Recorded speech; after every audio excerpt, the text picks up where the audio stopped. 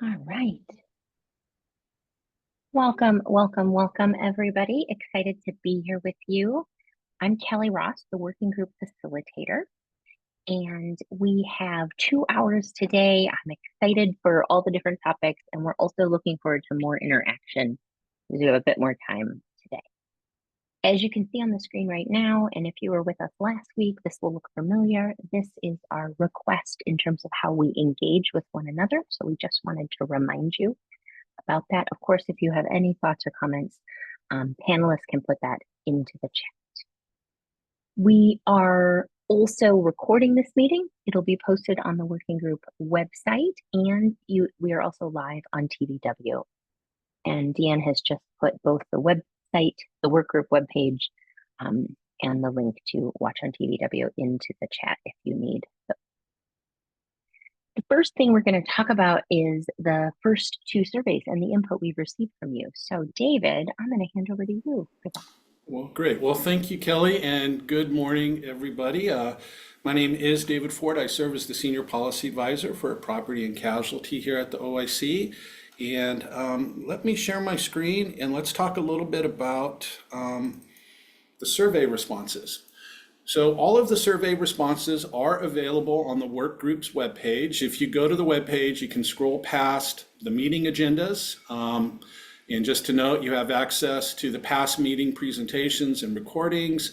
You go past the document resource section that we've compiled for your review. You're going to find the questionnaire and survey section. If you happen to miss one of the survey periods, please feel free to go ahead and complete it. We are leaving these open to capture as many responses as possible. The purpose of the questionnaires and surveys are to inform staff and organizers on how to prepare the work group to eventually provide the legislature the recommendations. So are we missing an important topic to discuss? Do we need to follow up questions from the presenter? These type of things are really informative to us. So your participation with these are very much appreciated. You can look at the individual responses, but we also have summaries of them for you to look at. So taking a peek at the initial survey that you completed prior to the first work group meeting, we had more than 50% of the members participate. There was broad support for wildfire mitigation standards. Many of you are aware of the types of standards and guidelines that are out there. Almost all responded that it's important to communicate risk to the public. Many of you are familiar with insurance companies' use of wildfire risk scores, but almost no one knows how they're actually developed. And almost all of you support the idea of a grant program to help homeowners mitigate their homes against wildfire damage. About half of us are unsure how fire protection works between the built environment and the wildlands. Some of the main takeaways were the work group's initial desire to develop science-based wildfire mitigation that can be trusted and adaptive to our state's regions. Agreement was development of a grant program that can offset some of the retrofit cost and maintain the availability of insurance. There's also a strong desire to inform the public of risk and mitigation education. The concerns were around a shrinking property insurance market and the inaccuracy reducing consumer confidence. And what the comments were about was this threat crosses many of the different items that we're looking at. So the importance on the accuracy of the science-based mitigation, the accuracy of the reporting of the risk scores and the hazard maps and the consumer education topics must be of the highest quality to build consumer trust. And if we look at questionnaire 2, this was after the July 1st meeting, and the respondents enjoyed both the presentations last week. Steve Hawk's presentation resonated really strongly, especially with the mitigation against wind-blown embers, vegetation management, defensible zones. There's some follow-up questions that we've got to ask Steve about.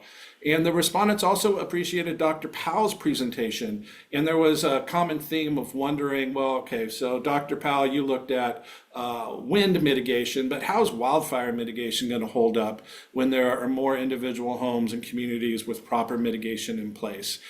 We also have some follow-up questions to ask Lars about. So some common themes to be aware of so far is there was a call for incentives for property owners to mitigate.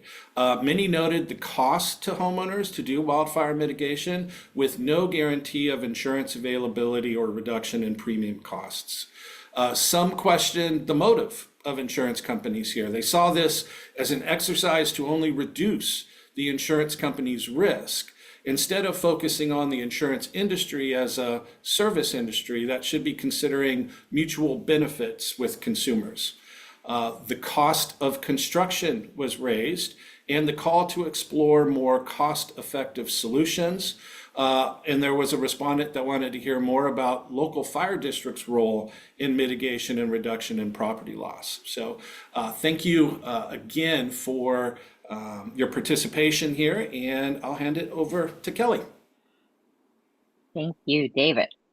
So much good stuff. We really appreciate all your input in the survey. In fact, Deanne's going to drop a link to the survey. I will send it out to you by email after today's meeting, but if it helps you to be able to make your comments or put your questions in as we're going through today, the survey is already open, so you're welcome to do that. And with that, we have 4 folks who are going to present for us today. Let me tell you who all of them are, and then we'll go into them. So Guy Gifford, Assistant Division Manager, Community Resilience Program at the Department of Natural Resources. Megan Fitzgerald McGowan, Program Manager, Firewise USA, National Fire Protection Association. Keegan Fangler, Program Manager, Washington Fire Adapted Communities. And Reese, I'm not sure if I'm saying your last name right, Lowly, Strategy and Partnership Director, Washington Resource Conservation and Development Council. And Keegan and Reese, I think the 2 of you are going to kick us off. So I want to hand over to you. Thank you all for being here. And Deanne, can you make sure that you move them as panelists, because they may be in the attendee room right now.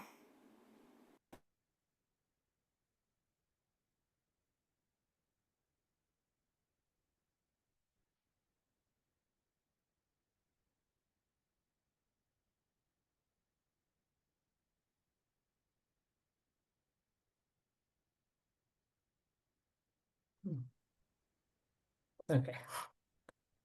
Yep, here we are. I think Reese should be coming up. Thank you. Yep, here you're coming. Thank you so much. Yeah. Good, thank you. I'll get this slides going, Reese. Yeah, great. All right, well, I'll go ahead and get started, and Keegan's gonna control the slides for us today.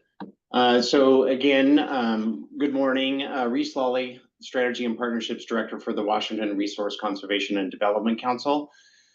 And I really appreciate this opportunity to share the work of the Washington RC&D and its many partners in enhancing wildfire mitigation in Washington.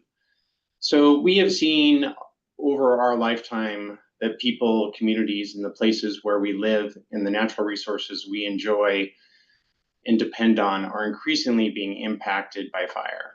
We've seen science-based predicted trends become reality, longer fire seasons, more area burned with greater intensity and severity, as well as wind-driven fires increasing the number of rural and fire conflagrations.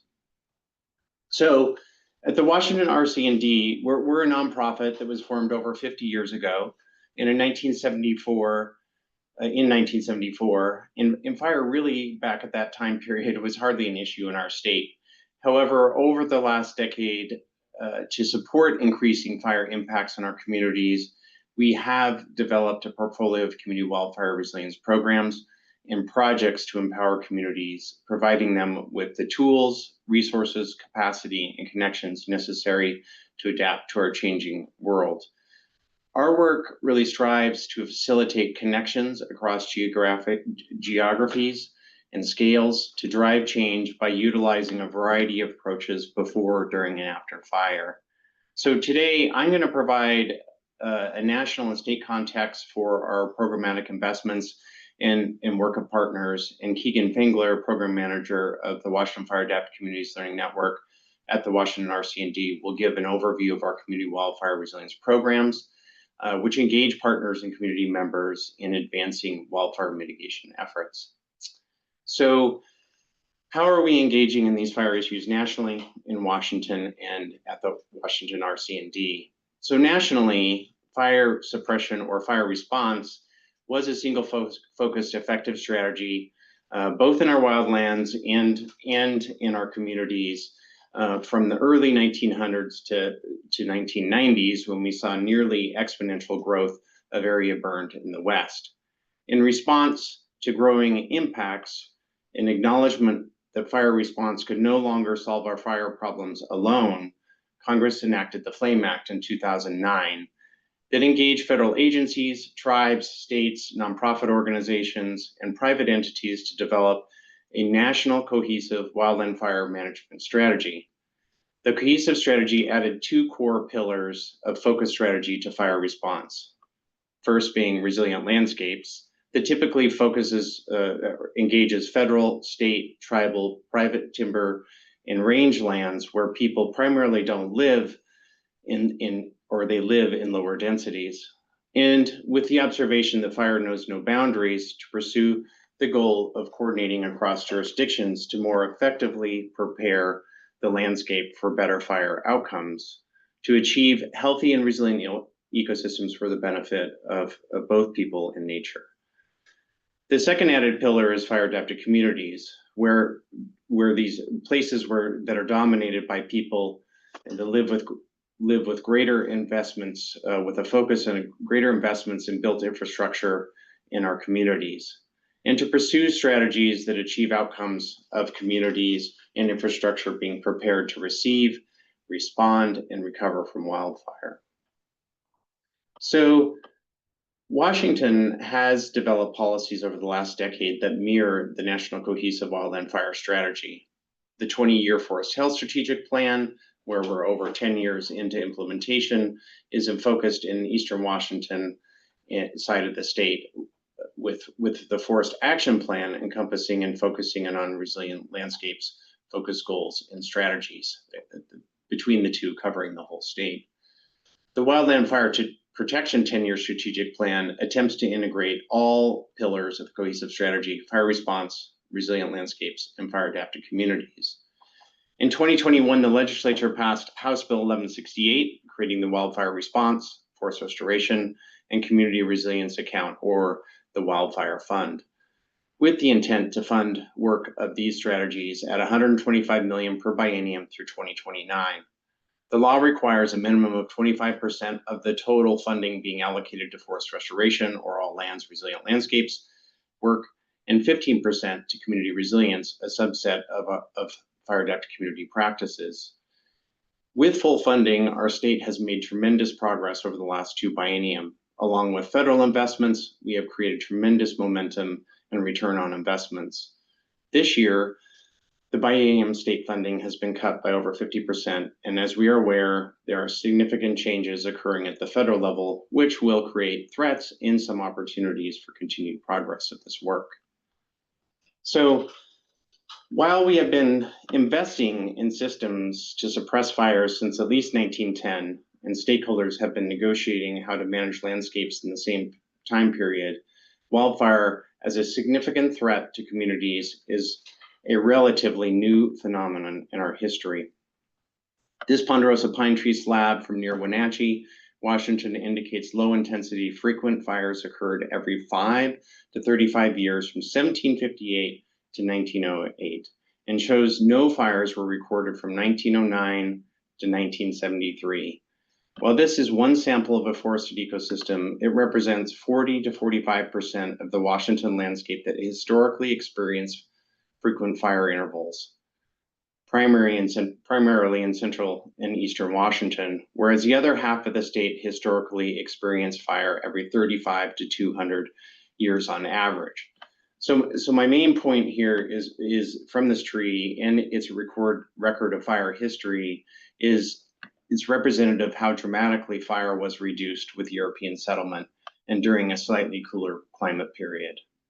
This lab also illustrates how forests, plants, and animals and Native Americans developed strategies to live with fire, and Native Americans actively used fire to successfully live with fire, whereas in the relative absence of fire from 1910 to present, human communities did not, or very little levels, develop a robust set of adaptations.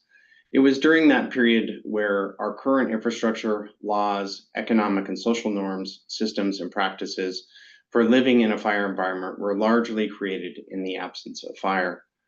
While there has been progress, our systems and policies for mitigating the impacts, increasing intensity and extent of destructive fire in rural and urban communities across the West are not keeping up. That's thus why we are all here today. So there is growing pressure to accelerate systems and practices of effective community wildfire preparedness to increase community resilience over time. While we need to agree on common elements of mitigation that create good outcomes based on science and experience to successfully implement, we also need to recognize that our Washington communities are composed of people with diverse identities and circumstances who live in diverse environments. Therefore, the needs and experience and values of those diverse community members are key to developing and implementing solutions locally that will help us build better fire outcomes. So the fact wheel indicates that there is overlap in core strategies or pillars of the cohesive wildland fire strategy, fire response, and resilient landscapes. The fire adapted communities graphic also highlights a range of possible investments in rural and urban areas to support community fire resilience, many of which align with the Washington Fire Strategic Plan. While wildfire response and resilient landscape treatments are essential components of fire adapted community fire resilience specifically emphasizes strategies and practices that are essential for a community's capacity to prepare for, respond to, and recover from wildfire. Unlike response and landscape strategies, where leadership, funding, and response level systems are typically more clearly defined, community resilience strategies and practices often remain fragmented, under-resourced, and inconsistently coordinated in Washington. Given this disparity and the fact that Washington State Wildfire Fund distinguishes between these strategy focus areas, it is critical to improve clarity around roles, responsible agencies, community organizations, and funding pathways for advancing community resilience practices and achieving better outcomes at accelerated rates.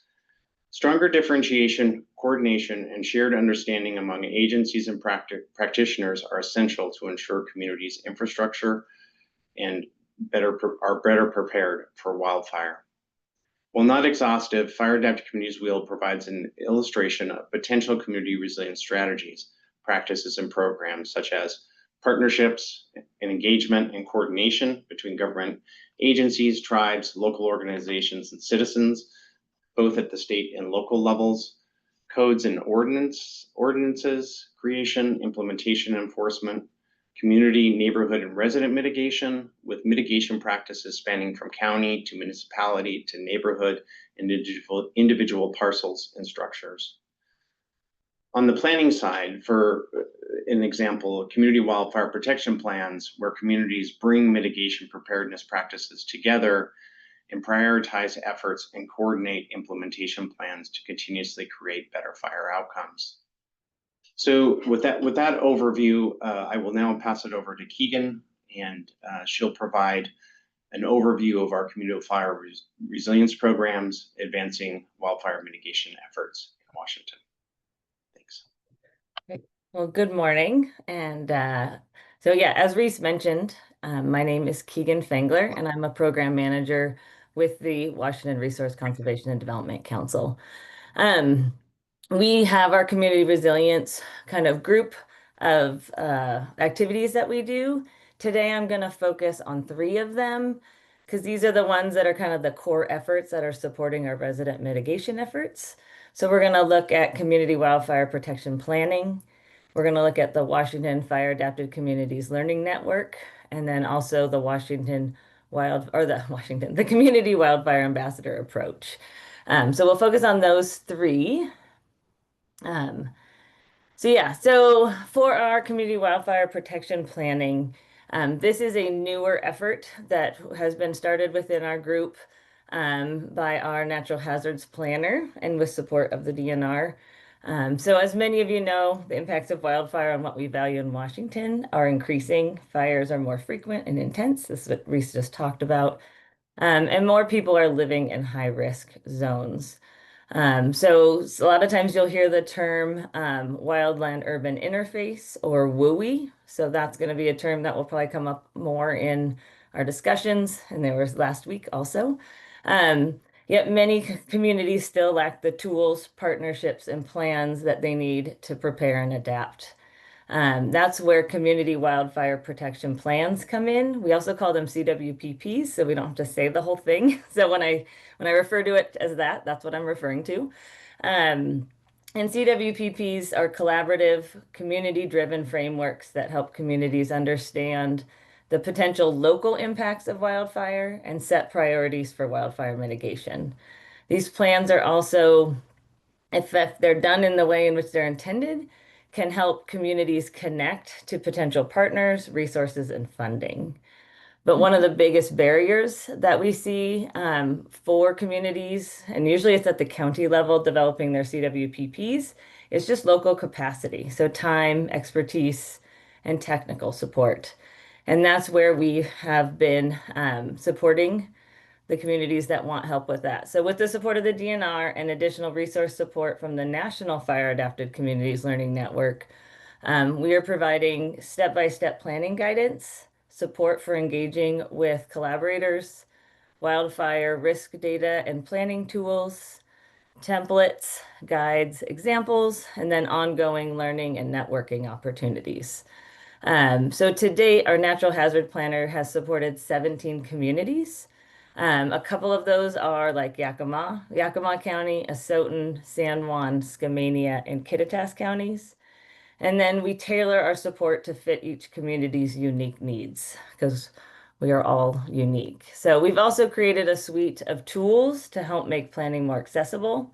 So there's now an action plan guide and template to help communities get started, a CW strategy crosswalk, a post-fire recovery toolkit, a partner engagement list, and we offer open learning sessions covering topics like how to build a CWPP planning team, defining the WUI, because that's something that each group will need to do, evacuation and pre-fire recovery planning. So at the core, CWPPs are about protecting what matters most, people, homes, and communities. And the goal is to make this process easier, more collaborative, and then hopefully more impactful as that gets used as their guide. So, next, I want to share about WAFAC. This is the Washington State Fire Adapted Communities Learning Network. This is a key initiative that I manage, and it's kind of been our longest running program or wildfire program that we've had. And a lot of times people don't realize WAFAC is a program and not its own organization. So yeah, it's one of our programs, and it's a unique program in that it's really only the only true statewide network in the country dedicated to wildfire resilience. There are other state-based networks, but most serve a section of the state, and we are coast to border to border in our support. So WAFAC was launched after the devastating 2014-2015 wildfire seasons, which revealed the urgent need for better coordination, communication, and collaboration among those doing this work at the local level, and was modeled after the National Fire Adapted Communities Learning Network. WAFAC is built on a peer learning model. It connects practitioners from across Washington, and these could be people in conservation districts, tribes, fire departments, nonprofits, HOAs, state agencies, federal agencies. And it brings them all together to share ideas, to learn from one another's, so that we can accelerate the adoption and implementation of community mitigation practices and move forward together. We all know that learning together is easier than trying to do it on your own. WAFAC members benefit from networking and collaboration opportunities. We do webinars and trainings and field visits. We support staff support, planning, and coordination. We have an online library of toolkits and templates, best practices. We do peer-to-peer learning and mentorship. And when available, we try to help fund local projects. A key component of this peer learning network is reciprocity, the idea that members both give and receive. The real power of the network comes from a willingness of members to share their time, their insights, and their experiences. And we've consistently seen that people get more out of the network than they put in. So we currently have 110 members and 51 organizations involved in the network, and they each play a unique role, from education and outreach to fuels mitigation to emergency planning and CWPP implementation. So in just the last 2 years, with the funding that we've received from both state and some federal, we've been able to do 8 in-person sessions. This includes various trainings on like outreach, how to tribal engagement, our intro to our network to get people up and running. And then also our annual workshop that we put on, that's 2 to 3 days. And then field visits. We've done 15 webinar and 20 informal coffee break discussions where people just come and talk about what they're working on right now and connect and get work moving. So, and then lots of one-on-one coaching sessions. We also ensure that lessons don't stop at the meetings. So our blogs, our recordings of our webinars, and other tools are keep learning alive and accessible via our website. So at the heart, WAFAC is about connection, and it's bridging the gap between state and local knowledge and action, taking siloed information and trying to help find shared solutions. So, and that connection is what fuels our long-term wildfire adaptation. We have a newer initiative or a newer program that is started, and this is basically another network. This is to support resident leaders, and we call it the Community Wildfire Ambassador Approach, or CWA is the short term of this one, lots of acronyms. And this is a growing initiative we're leading in partnership with the Department of Natural Resources. CWA is designed to support those organizing resident-led wildfire efforts. So the community connectors, those neighborhood organizers, those trusted messengers who are doing the real work of resilience on the ground. It's not a new program with checklists and requirements. It's a flexible approach focused on empowering ambassadors. Again, those people within the community that are trusted and that can help kind of get people to move along and listen about what is the next best, what is the best practices we should be doing. And then they can share that information and help their neighbors take action. So CWA complements other existing efforts like Wildfire Ready Neighbors, that the DNR has Wildfire USA, or IBHS certified homes, and CWPP implementation. So it strengthens what's already working by helping ambassadors navigate available resources and connect with others doing similar work. So the CWA model is peer-to-peer, like WAFAC. The ambassadors learn from each other, and they have coordinators who are often like conservation district folks or other nonprofits. Even some fire districts are looking at heading this to help their communities, and they help guide and support those ambassadors. So over the past year, we've seen real progress. We had 32 participants complete our 2 coordinator trainings. We have 2 pilot coordinator positions that were funded by the DNR. This is in the Methow Valley and in the San Juan Islands. And then we've hosted 3 support webinars, and then just recently launched a website to house all the CWA tools, resources, stories, and just help people know that there's another set of tools out there that can help them in their community. So the momentum's growing and the communities are interested in um, this type of support. So what's especially powerful about both CWA and WAFAC is that they work in tandem.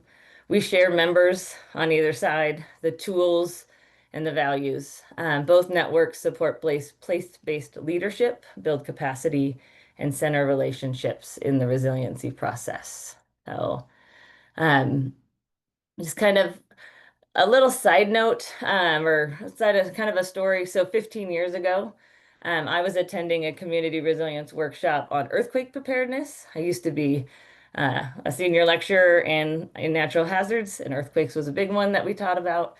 And a California official was asked if she had earthquake insurance. So we had people from all over the country there. She actually said no. And she lives in San Francisco. And then she followed that up pretty quickly with and explained why. And in her explanation was kind of one of the kind of turning points for me in looking at my home, my community.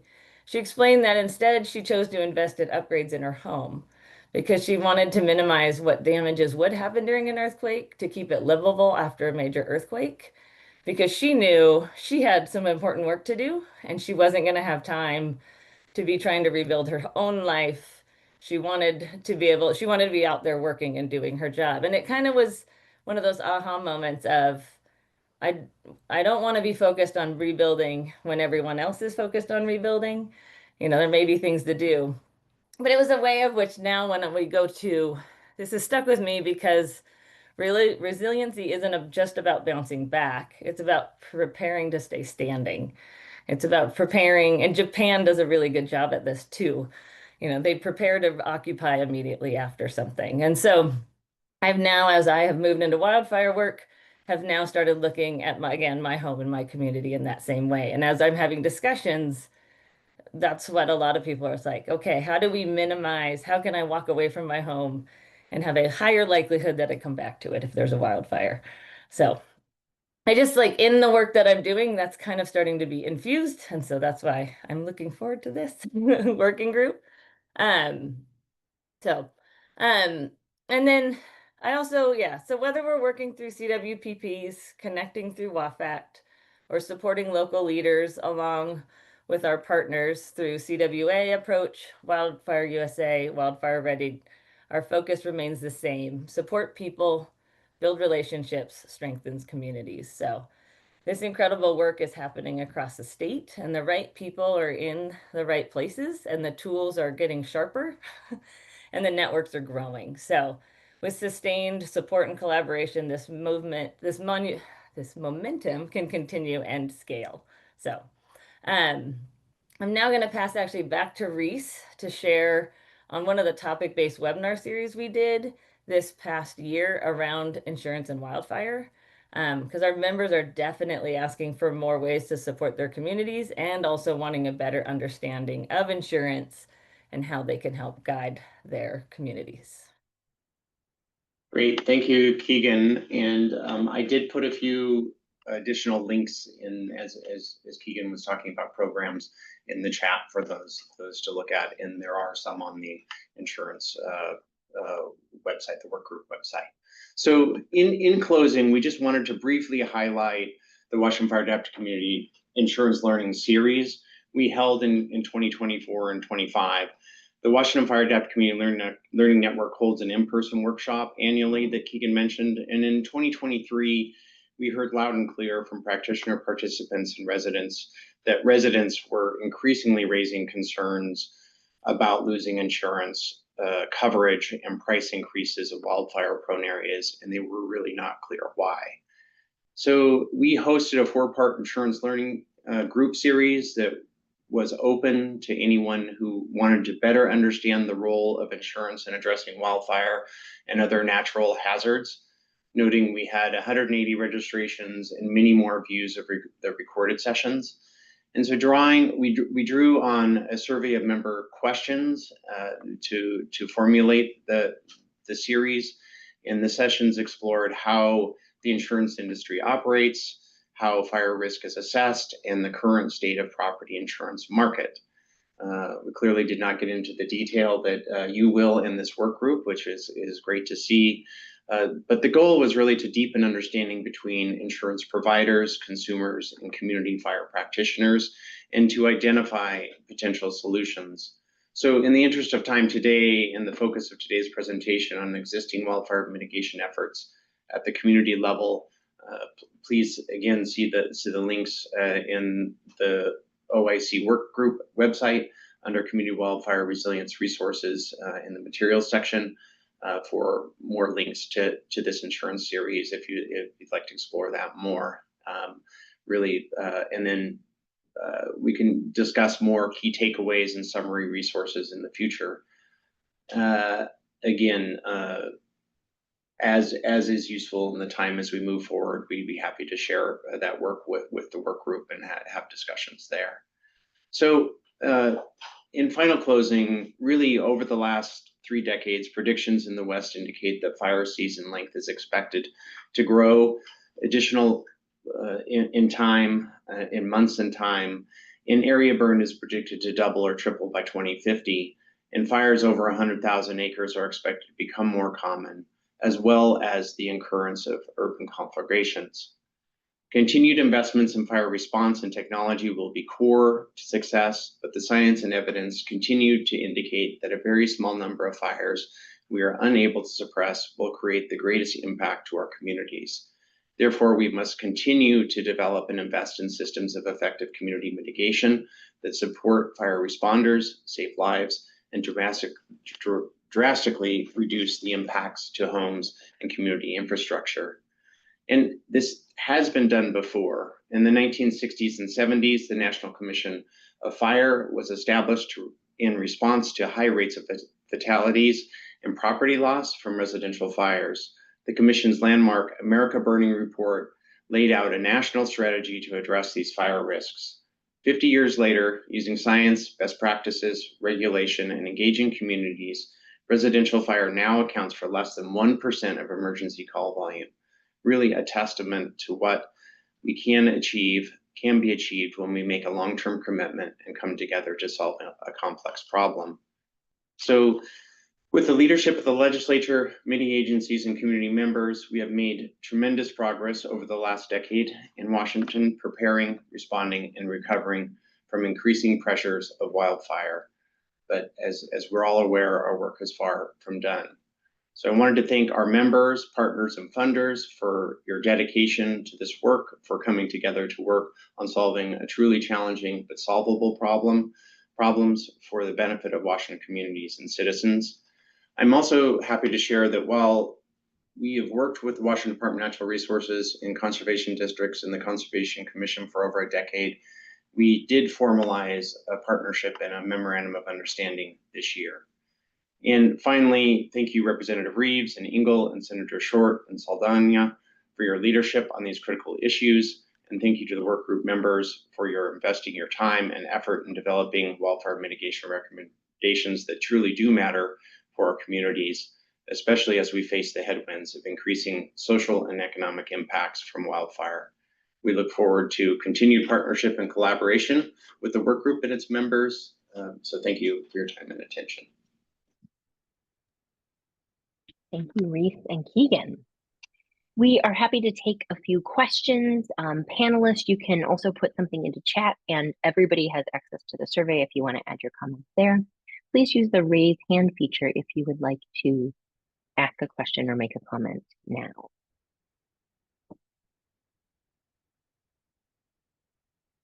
Please, Kenton. Good morning, everyone. Thank you, Reese and Keegan. Good to see you both. Thanks for that presentation. I'm wondering if you, I mean, it's obvious that resources are a critical need going forward in order to continue to expand the work that the Fire Adapted Communities is doing across the state. But other than that, do you see, as this work group thinks about how to respond and build a mitigation program or mitigation coordinated program that includes funding for homeowners, et cetera, do you see gaps that need to be filled in among all the various organizations that you're working together with? And can they be addressed through this kind of program? Or is it just about having enough resources to continue the work you're doing and expand out to more communities?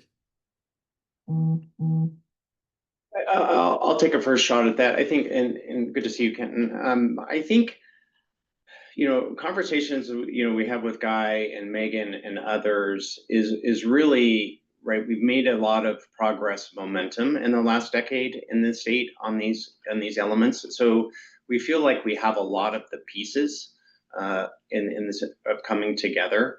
There are certain areas. There's always, right, at the local level of how, like in California, there's fire safe councils, right? Or there's some level of coordination and work that comes together. In different communities or different counties and places are coming together in different ad hoc ways. And I think that flexibility is important. So there's a bit of a gap, I think, on that. How do we, like, for example, in Kittitas County, they're formed the Kittitas Fire Adapted Communities Coalition. And that is a space where fire districts, county fire marshal, land managers, HOA leaders, et cetera, come together and are sharing the type of work that they're doing and what are the issues that they're facing and coordinating those different efforts. So I think there is a bit of a gap in that space, but of course that takes resources as well. But I don't think that's existing. But I think between the network of Conservation Commission, conservation districts, which are not all the same in each county or region, and then different fire districts standing up in different roles, there's opportunity, I think, in each community and place. What we've seen is for that type of coordination, but there could be a little more support there for sure. We certainly do have concerns in the sense of how we can continue momentum given our current budget issues that the state is facing, which are clearly challenging for all. Keegan, do you have anything you'd like to add? Yeah, I was just gonna add, I think as you guys are going through the projects are important, but it's remembering to fund the support into those local projects. Because a lot of times, at least a lot of our members are like the one person in the fire district who is assigned to do this, or the one person in the conservation, and they can't really do it alone. And so as WAFAC, like we're kind of creating those connections and that support. But a lot of times to have a really good, effective program, there has to be that training down the line from what you guys are doing to, yeah, maybe a broader coordinator and then down to that resident level. Sorry, I just smacked my ring. To that resident level. So it's just remembering to put in that middle piece, because sometimes we're really good at developing good programs and we're really good at wanting to put the money all on the ground. But if we don't have a good connector, if we're not supporting things through the whole process, then we don't get as good of outcomes as we would desire. So, yeah. You. Any other questions at this point?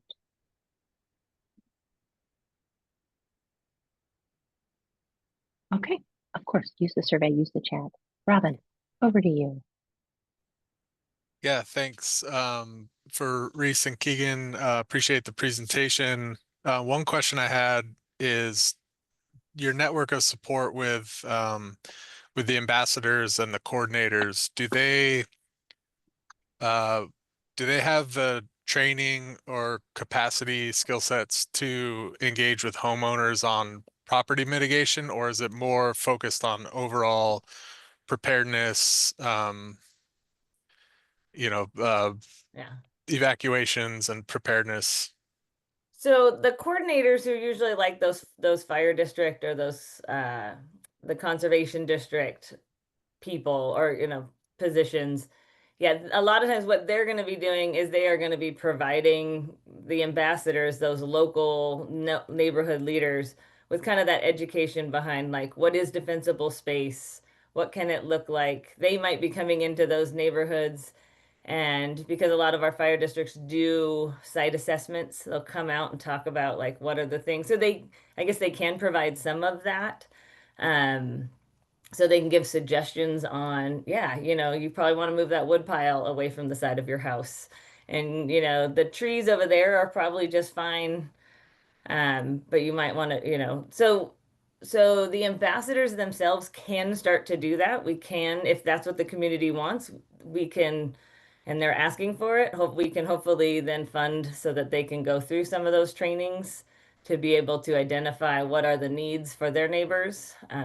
So it kind of depends on the level. We're also some of the things is some of the the coordinators who went through say, hey, I've never been trained in facilitation of a meeting. I just do it. Can we do facilitation training? So in WAFAC, we've provided that at times. If we can get the funding, we'll put a facilitation, like, here's best practices for running a meeting.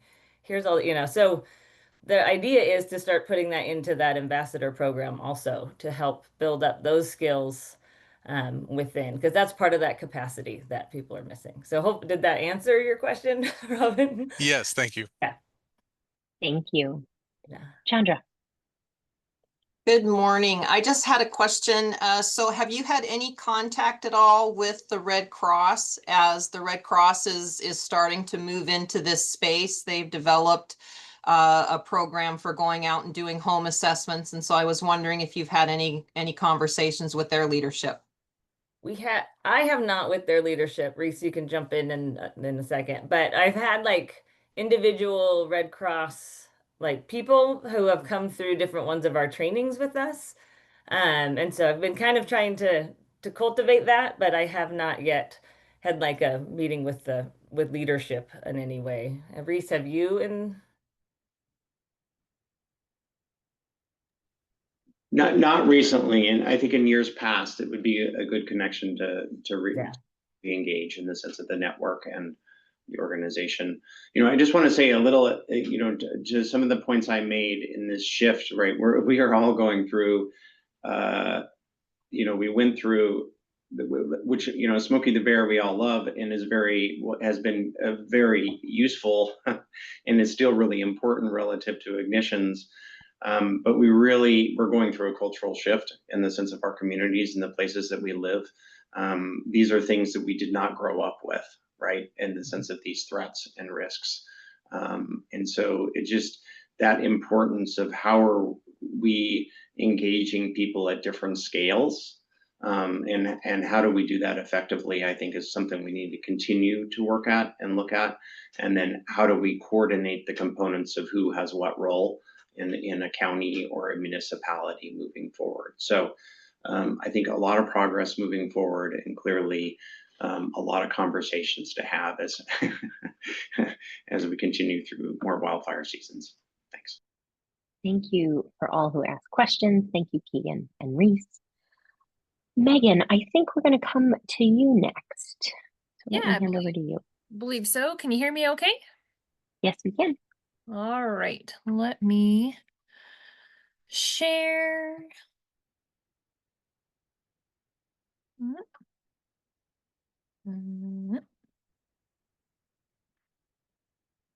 All right. Are we able to see? Very good.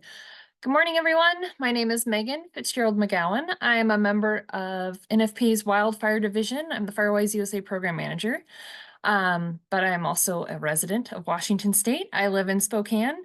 I used to fight fire here in this state. At one time, I was the Firewise liaison at DNR, connecting with NFPA. I've lived in a Firewise community when I was in Colorado. So what I'm talking about today means a lot to me. It's kind of the way of life. And as Keegan said, sharing that story about the earthquake specialist, but even in her own life and work where she lives, I take this seriously as I do things around my home, even though I'm not in the highest wildfire prone area. I'm looking at ways of, as I make updates, how do I think about fire? How do I think about wind? How do I think about all these things? So being that example, as all of us are leaders, and not only telling or sharing with people what they should do, but demonstrating what they should do. So a little bit about NFPA for those of you who are not familiar. NFPA is a global self-funded nonprofit devoted to eliminating death, injury, property, and economic loss due to fire, electrical, and related hazards. Our headquarters is located on the East Coast near Boston, but we are a dispersed workforce. And while I originally joined and had to move to a Colorado office, I was able to move back here to work from home to Washington State. We develop codes and standards. We host technical committees of experts who some of you might serve on one of our committees. Thank you. Around codes, all of that, it's based in science. It's not just pulled out of thin air to meet the needs of those on the ground. We provide technical training and certifications, public education, outreach and advocacy, and that's where our wildfire division fits. And there's some fast facts there. I'm a part of a small team. Some of you might know my colleague, Greg Rogers. He used to work in Spokane within the fire service, but he's one of our regional directors. Washington State is one of his states. So I know he is connected with some of you on other things other than wildfire. We are both resources available to this group and others as you are looking at things, if there's ways that NFPA can help. And I'm not sure if he's listening today, but he is aware of what's going on and helped make some of these connections to the work group so we could be a part of it. A little bit about our work with wildfire. You know, structures and residents are at risk to fire everywhere and anywhere, right? We know that. Again, NFPA's main focus is on life safety first, and then that how do we help eliminate property loss. Our main work in wildfire has been since the 1980s, engaging with a WUI committee with NWCG, so the National Wildfire Coordinating Group, and federal agencies. But if you look at this standard, from 1935, fire protection and prevention for summer homes and forested areas. So it's been on people's minds for a long time. But really a lot of the work that we are doing now, again, started in 1985, looking at some of those large lost fires in California, and I believe even in Florida. Like, how do we help these communities? How do we help prevent this loss? And acknowledging that many of our wildland firefighting organizations, they're land management organizations. They don't cover your private parcel, your private property. They can't come do the work or tell you what to do. And so we were brought in as a partner working in the space through our outreach and advocacy stuff that we do around, like, think of Sparky, the fire dog, all those things we do around home fire safety, smoke alarms. So being that trusted partner resource who's had success in that field, can we help in the wildfire space? The work we do, as Reese and Keegan highlighted, it cannot be segmented. You can't just focus on one thing, it all connects. So our division touches these things. We have a policy approach, like how do we help affect policy at the federal, state, and local level to plan for wildfires, to think about wildfires, to build for wildfires, and ensure that we have those resources for response. We have those codes and standards, different pieces in play. We offer trainings and certifications. Again, all of this that we focus on is specific to the built environment. How are we addressing those concerns? Public education, we have a rallying day, Wildfire Community Preparedness Day. And then our main program that I am going to speak about today, focusing on community engagement, is the Firewise USA program.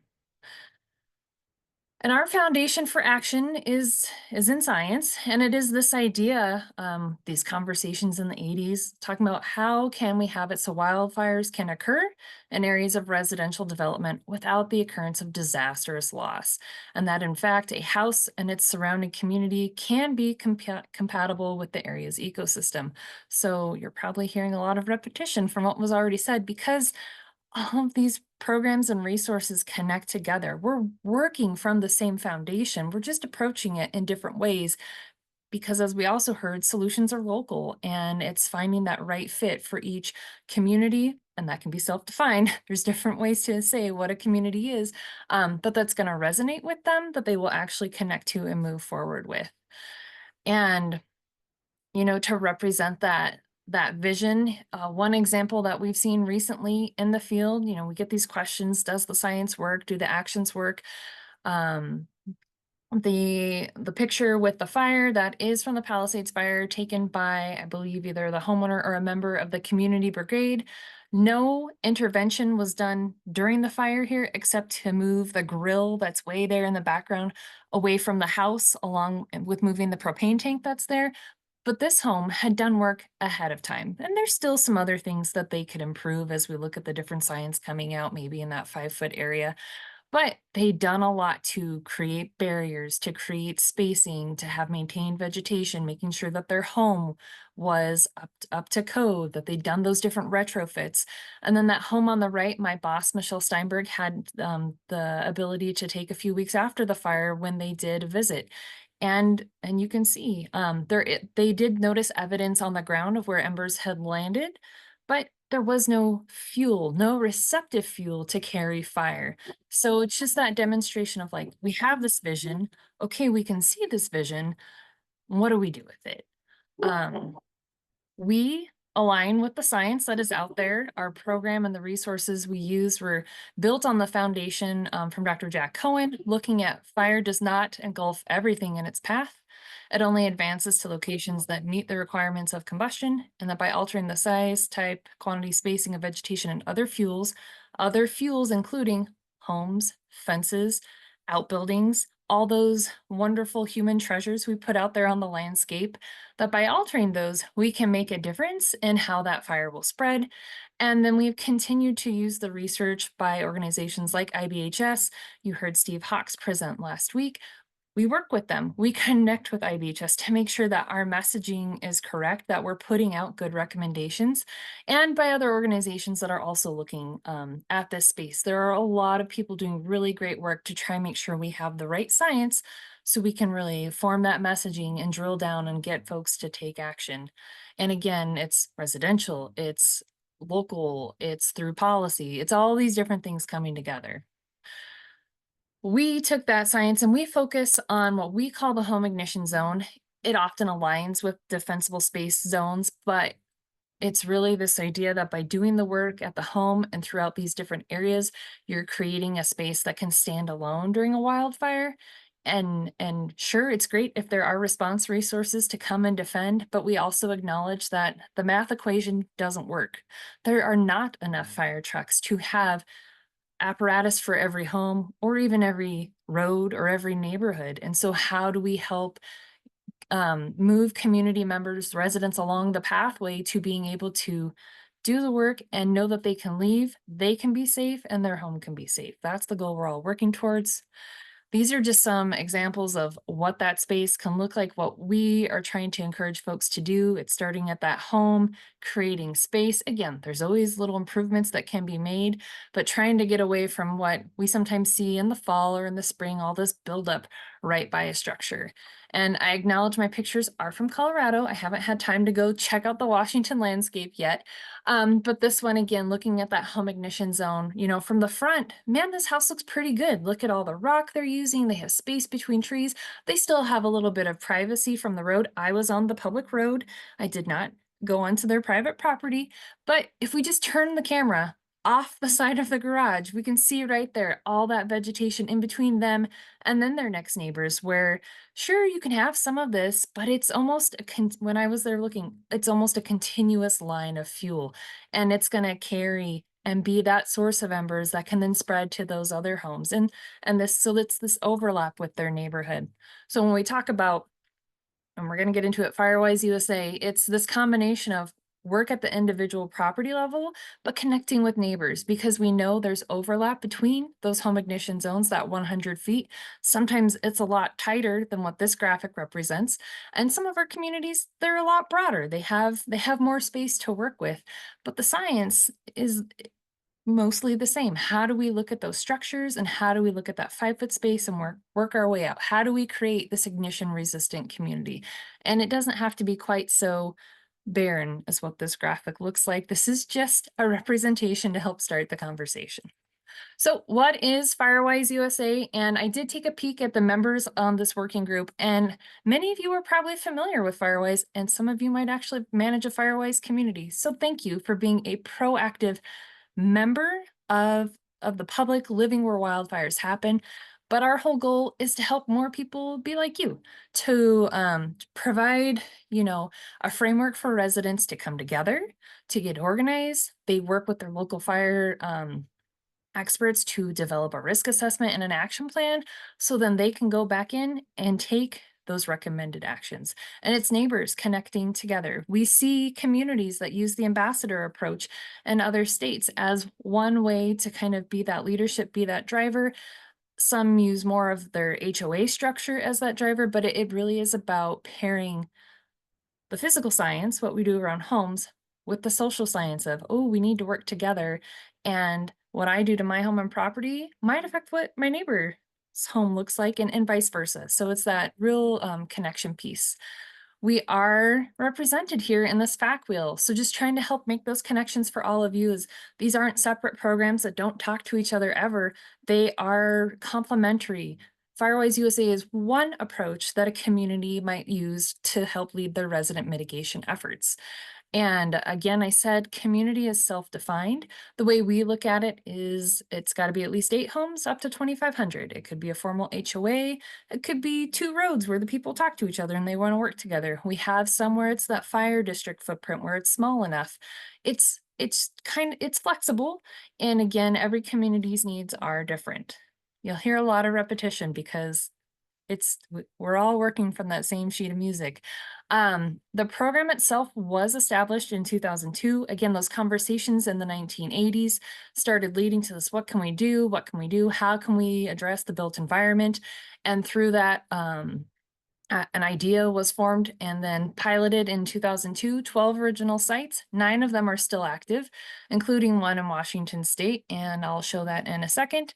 The program is available in all of the states and territories that are a part of the United States. It's administered by NFPA with support from the Forest Service, and then supported by NASF, so the National Association of State Foresters, and those state agencies. So Washington DNR hosts the state forester in Washington State, and they are our state liaison, but they also work through a series of networks to help facilitate at the local level. And again, we're trying to address the risk of home destruction from wildfire and really engaging property owners in action. There are currently over 2,900 recognized communities across 36 states. A lot of this growth has been in California over the last few years in light of the fires that they've had and the increasing pressure around insurance attainability and affordability. And California has some unique pieces in play that contribute to why Firewise is growing like that. But we've seen growth in Oregon and Washington. You'll see, it's across the Southwest and the Southeast and up the coast. We've got that pocket there in Minnesota and Wisconsin.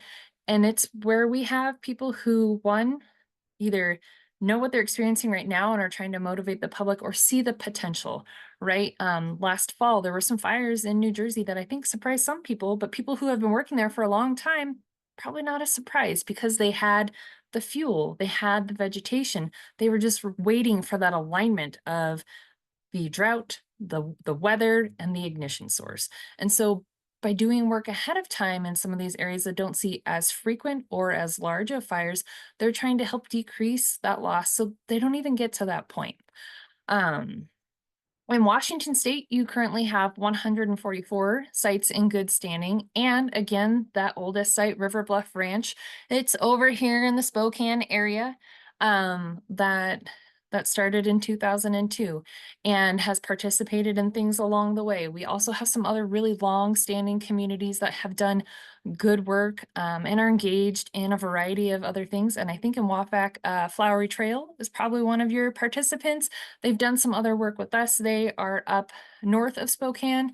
This is an activated community that looked at where they put themselves and realized that they needed to really own their wildfire solution, and has done a lot of great work. So as you guys are looking at what are communities doing, how can we engage with them, who can we learn from, I would throw them out there as an example, but they're one of many. Over here in the islands, there has been participation for a long time, because again, back in 2002, we had Judith Lieris Cook, who was one of those spark plugs. She helped develop the program. She gave input, and she saw the islands as like, these are isolated, rain shadow, people, if the bad day occurs, what are we going to do? So how do we get ahead of that curve, and how do we take action?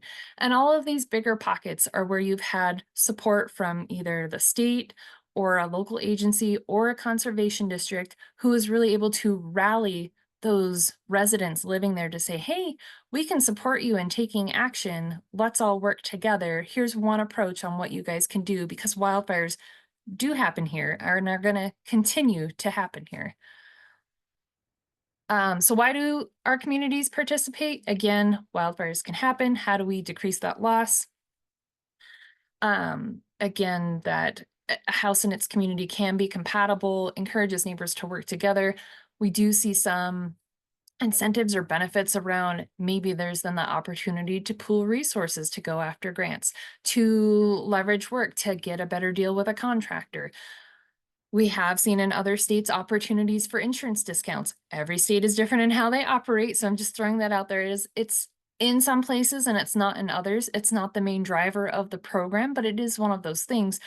But we also hear from folks it helps to decrease their anxiety a little bit around fire. For some of our communities that have faced fire and fared well, or maybe didn't fare well, their feedback after was, we want to keep going. For those who maybe had some loss, it was, we knew what we needed to do. We just hadn't gotten there yet, because this work takes time. And that's one of the things we'll touch on another slide is people in the program, they're committed. They're committed to the lifestyle, and they stay in it for a long time because they know nothing is one and done and they have to keep going. I'm going to move myself along again, showing that how does it work? It's kind of, grassroots led, but it can flow either way. Who brings the program to a community and who helps to kind of share and get folks going, and who leads it. So, we do some outreach through NFPA. Ours is more that kind of lighter, lighter touch, wide reach. And then really it's those local practitioners doing presentations who can help with that engagement. But we also have communities who, they never talk to their fire department, they never talk to their state liaison. They just find information online and they're like, we want to do this. We want to get going. We know we have fires and we want to be proactive. So it can flow anyway. The steps to joining the program are, I touched on these earlier. If that neighborhood wants to join, they need to get organized. They need to have a board or a committee comprised of residents and wildfire stakeholders, and ideally more than just one volunteer from that community, because we see this, and I'm sure Keegan has seen this in the work that they do at WAFAC. We see it in other states. You get that one motivated person who like shoulders everything and they get burnt out. So we really want to encourage several people on a committee sharing the load. Maybe one person's the point of contact, but we ask a lot of volunteers already. And I'm going to put in a plug now as this group thinks about grant programs and other things we put out there. We rely a lot on volunteers for all of this work in the wildfire adaptation space. And that's great to a certain point. But again, that support, that structure, those resources to help them keep going are desperately needed, because we do have volunteers who they just leave, they're done. And so we need to make sure that we are showing that we value them and that they are getting that extra support they need. So sorry, a little side plug. I often go down these tangents. I'm trying to stay on track, but just highlighting again, it is voluntary, this program. So we've got that border committee. They complete that risk assessment, looking at, in general, what do the homes look like in their neighborhood? What do the roads look like? What does the property look like? And where are their strengths and where are their weaknesses? And where are their opportunities for improvement? And this can be done through a full-blown CWPP if it's the right fit, the right tool. We have a risk assessment tool that's a little more dialed down, focused again on those homes and what it looks like. It can feed up into that higher level document. It's really about what works for a state, what works for an area. We're flexible as long as it is touching on those things, because this is a program for the built environment. They have to determine their size and create a boundary. They have all that in place, then they make a plan. And this plan includes educational outreach and how are they going to spread to their neighbors. Hey, we're participating in this program. Here's some things we need to do. It would be great if all of you also signed up for an individual property walkthrough, because that's how you really help that homeowner or that resident or even that renter to share back with their landlord. Hey, here's the recommendations, and then they can drill down to what can I achieve? What can I do? What do I have the resources to go after? And there's the low hanging fruit. There's maybe the, man, this one item's expensive, but if you can get it done, it is done for a while. Like if you need to upgrade your roof.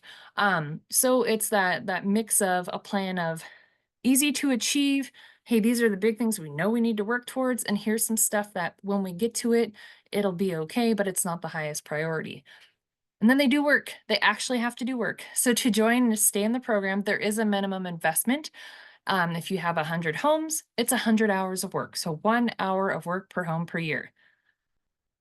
Let's let that sink in. 1 hour of work per home per year.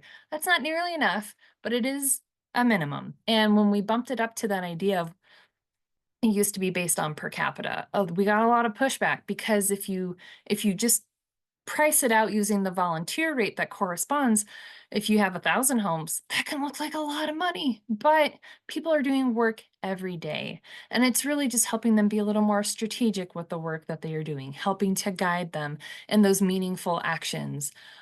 So they do that work and then they tell us about it. We have a whole online platform called the Firewise Online Management Portal, where the application sits, they fill it out, the resident leader is in there, their regional coordinator, that local coordinator can help, and then that state liaison has access. So it's all there, all done online.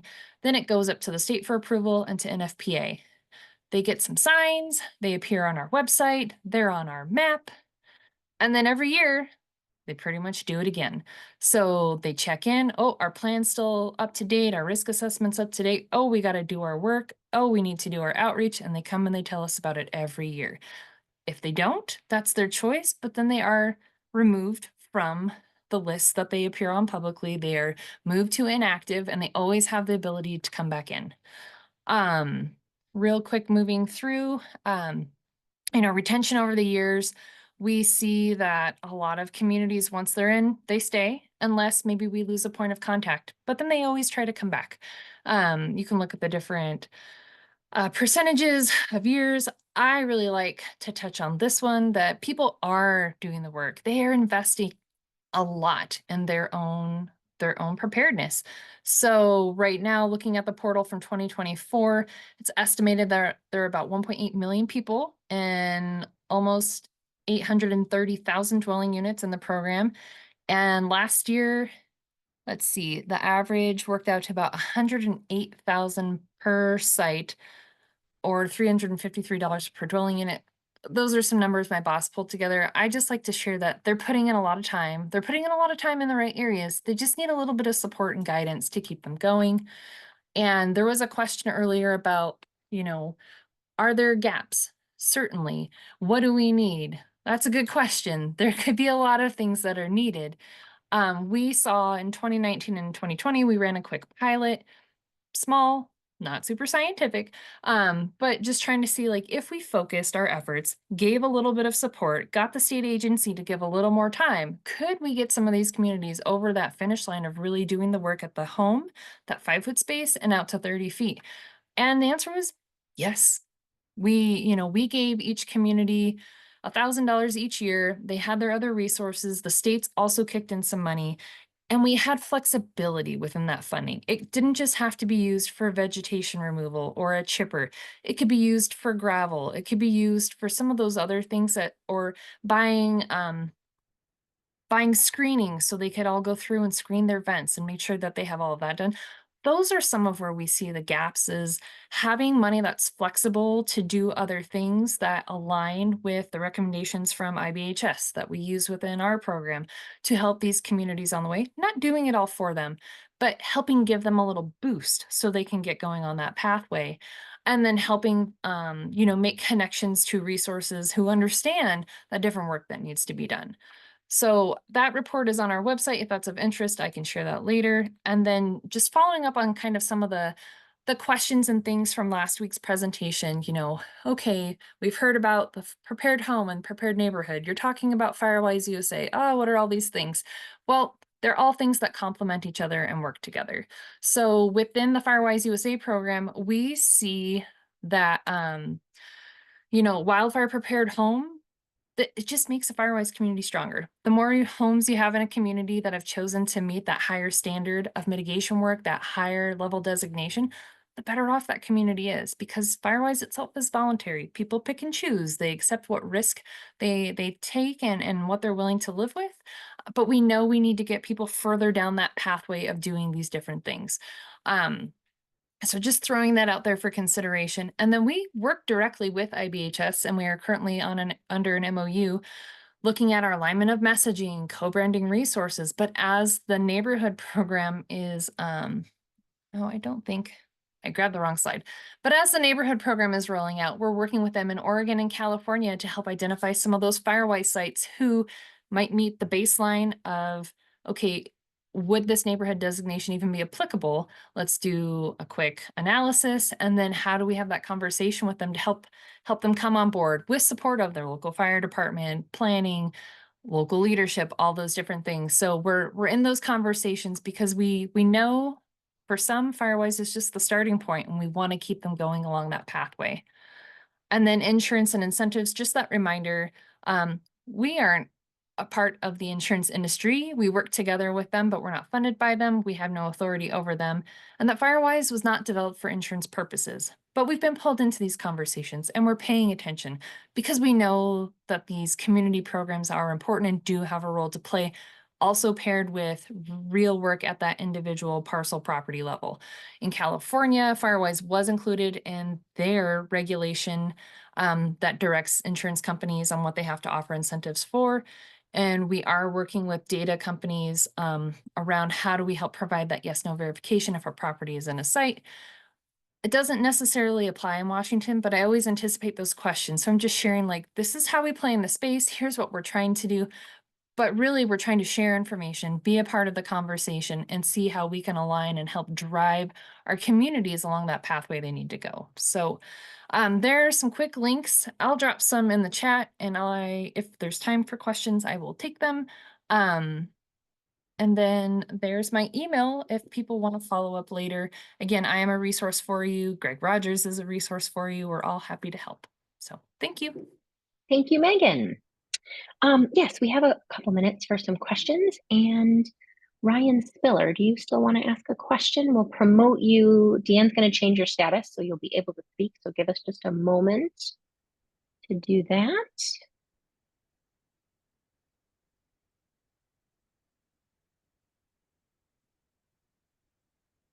Ryan, can you hear us? Do you want to ask a question?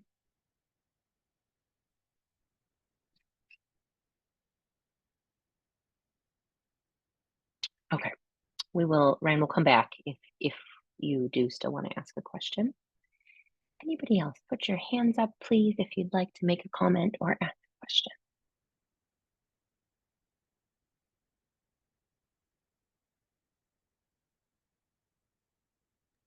Well, looks like I'm getting off easy. And just a reminder for everybody, you do have the link to the survey. I'll send it out again also later today. You can get it from the work group website if you want to make comments and questions. Certainly, you don't have to do it right at this moment. Megan, thank you so much. Yep, thank you. Guy, I'm going to hand over to you.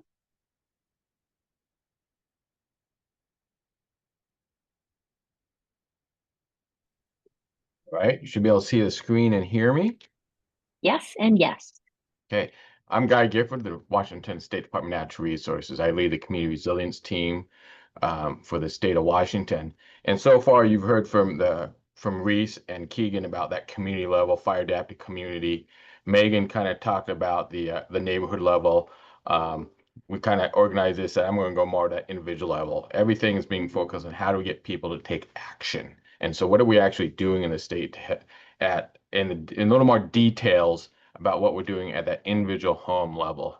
And one of the things in the state, we have a program called the Wildfire Ready Neighbors Program that helps people engage in wildfire preparedness. And it's basically a point protection program. And from a firefighter standpoint, we call that protecting some point on the landscape. The primary point we're worried about is homes, outbuildings, and there's other infrastructures out there that are very important to protect, like these power boxes for a community may be very important to protect. So we're looking at protecting these points. And Keegan shared an example about that earthquake example about where do you invest your funds into doing things. One of the things I like to tell about program is one of our goals is to reduce the impact of wildfire to people. It doesn't mean damage is not going to happen, just like an earthquake. They want to survive. And this picture on the left is a nice example of yeah, they had damage. They had some good sides of their home. They had a good home ignition zone that had low flammability, low fuels to ignite. They had one side wasn't so good, but wasn't a lot of fuel. So they did take damage to this house, but the flames didn't sustain long enough to ignite the house. So they recovered back to normal more quickly. And so that's oftentimes one of the goals I share that we have is when bad things happen to you, because it will happen to us, the recovery back to normal will be quicker because of the actions they have taken. It's a kind of knowledge to the homeowners that, yeah, you may have damage to your homes. You're going to get impacted, but hopefully because of what you do, you get back to normal more quickly, just like Keegan was sharing with that earthquake example. One of the things about the Wildfire Ready Neighbors program, we're trying to make it a statewide brand that's used by us and various partners like the Washington State Conservation Commission, the fire districts, fire departments, NGOs. One non-government organization we work with is Cafe, another one Latino Community Fund, helping us target the Hispanic community. But we want this to be this being the statewide brand. And when this program was developed, one of the things Wildfire Neighbors goals was built on the 10-year wildfire strategic plan that's in place for the state and the 20-year forest health plan. One of our primary goals is drive people in high-risk areas to take actions to become wildfire ready. The other thing we want to do, assess lands, drive awareness and interest around getting a wildfire ready home visit or a forest health consultation and making sure these services are conducted. And the other goal with this program when we developed it was develop a replicable framework and brand that can be adopted in communities across the state and continue to grow deep in community relationships across issues of wildfire and resiliency. And 3 and 4, we have done that quite successfully. Actually, all 4 of these have been implemented quite successfully since the implementation of this program. One thing about this program is we're using social marketing skills. Social marketing is taking commercial marketing, trying to get us buy something, but taking that in social science to get people to change behavior. So it's trying to get behavior change versus buying a product. So that's what social marketing is. And a company was hired to help us, hiring those experts who know about this. And that was C+C, and Molly and Angie are those 2 people we've been working with as we implement the Wildfire Ready Neighbors program. So one thing about the Wildfire Ready Neighbors program said, well, that's a new program. What does it replace? Actually, it doesn't really replace anything. It's designed to lift our existing programs and effort. It's designed to increase Firewise USA sites. It's designed to help fire communities become more fire adapted. The Ready, Set, Go fits in this program. It doesn't replace it. It helps lift those programs. We also have Wildfire Awareness Month. Megan represents Wildfire Preparedness Day. It's designed to help heighten these programs, get more of it in place. They're great programs, and maybe other programs that this could help lift up. And this is doing with those programs, but reaching new communities using the Wildfire Ready Neighbor branding to get people thinking, I want to be wildfire ready. One of the key components of Wildfire Ready Neighbor is marketing. We coined the word, we call it the surge. As firefighters, we say we're going to do a surge. Kind of reminds of firefighting when we bring extra resources into an area to prepare for wildfire, we're going to surge resources in. And with marketing, when we mean about this marketing, this program brings in is the full suite of marketing things to get people engaged. One of the reasons we call it a surge, it's usually a focused campaign in a specific geographic area in a specific time. So it's place-based and time-based to really impact the community. And we do some type of media or community events usually associated with it, direct mailings, social marketing ads, radio, print, and TV ads as appropriate.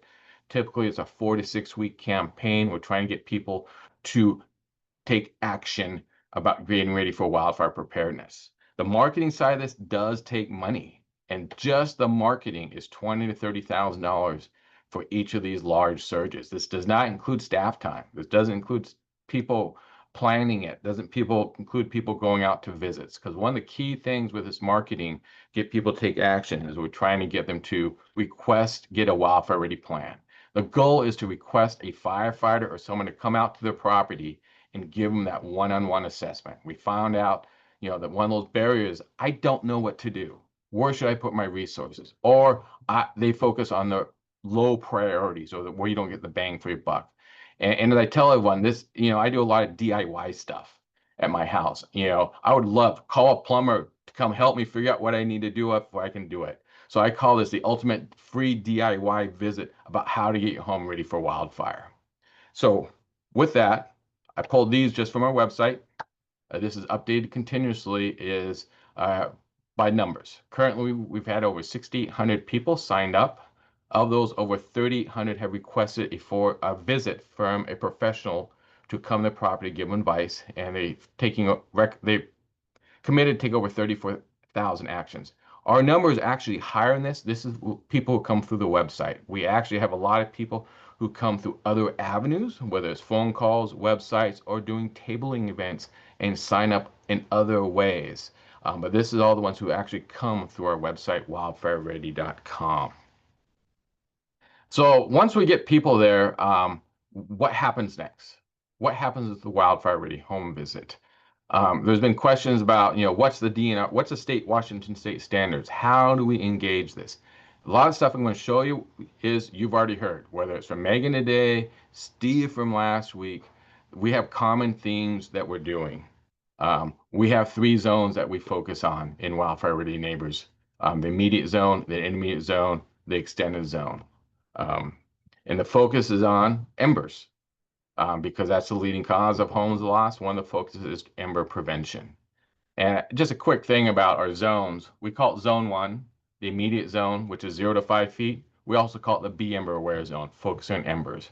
We have various actions we recommend people. Some of those you heard last week and you heard from Megan. We don't want anything receptive fuels in that zone that can ignite from ember showers. So the plants should be healthy and green with no dead underneath them. Removing burnable material or that receptive fuel beds. It could be even just reminding people to remove newspapers. As we go out, zone 2, we call the intermediate zone, 5 to 30 feet. The buzzwords we use for it, lean, clean, and green. We want everything kept clean. We want plants in healthy conditions. We want a low amount of vegetation in that area. So that's that 5 to 30 feet zone. And this zone is what protects home from that radiant heat that Steve mentioned last week, protecting from that radiant heat and flame impingement on the structures. So it's giving that buffer between those big flames from zone 3, which we call the extended zone. Typically it's 30 to 100 feet. It can go out to 200 feet, especially on topography. It will often extend 200 feet. And the goal of this zone, we call it the reduced energy zone for us. And there, we know we're going to burn there. We just don't want 100-foot flames. We want 10-foot or less flames, our goal. So we're trying to reduce the energy near those structures in that zone. So people have been asking me, well, what's the state standards in Washington State? Washington State, we don't have standards. That's code. The guidelines we follow come from what you just heard. We use the standards or guidelines from NFPA Firewise USA sites. We use the wildfire research fact sheets developed by NFPA and IHBS. And so from Steve's group, we use those in the state. And as Megan mentioned, Jack Cohen, I consider him the father of all this, of this research, that founding research who really got this on everyone's radar. And we're using that research as well to give out our recommendations. So I did a lot of research recently as we update publications, reviewing documents from like 7 to 8 different states. What you found out from those 3 zones I talked about earlier, we're basically all saying the same thing for the same zones. We say it differently, but the essence of it is the same. Embers and radiant heat and what we do. It's regional differences you'll see sometimes on wording, but the guts are all the same, and even the zones are the same. Some people have different names for the zones, but again, everything is based on this science coming from these sites. So, so these guidelines. Key thing with this program, we can't do it alone. As been alluded to everywhere throughout here, there's many players in this that Keegan and Reese mentioned, that Megan mentioned. To get this thing going is no one person or one agency can do it. The conservation districts and the Conservation Commission are heavily involved. The fire districts are involved. We have non-government organizations like CAFE, Latino community funds. We have others like MARS, which is Mount Adam Resource Stewards.